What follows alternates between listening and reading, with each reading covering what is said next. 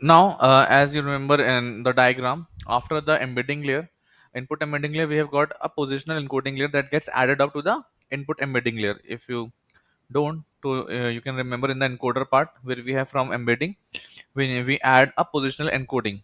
So let's understand what is this and what is its requirement. So basically, let's understand the intuition behind positional encoding. Assume that we have a sentence called as he has a black Ferrari. He also has a white cat. The second sentence being he has a black and white Ferrari. Now, if you go with the conventional embedding methods in the input embedding layer like word2vec or something else, so eventually, if you notice that the embedding for both black and white would be very similar as it should be, like according to you. But comparing in the first and the second sentence, you can see that both black and white have been used in different contexts. In the first one, black has been used for Ferrari and white has been used for cat. While in case of the second sentence, both the words are used for the same entity, that is Ferrari. Now, when we go with some conventional method, this information goes missing. So there should be some difference in the embeddings between the two words, black and white.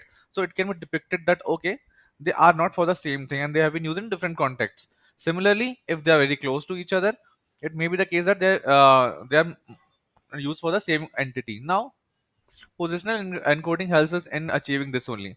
So depending upon the position of each token that is getting used in the that is getting used in the sentence, we add up this positional encoding information into the already existing input embedding that we have generated. How it is done? Let's see that.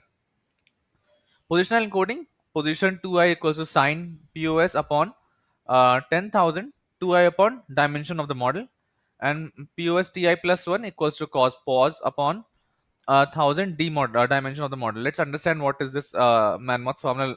It's pretty easy.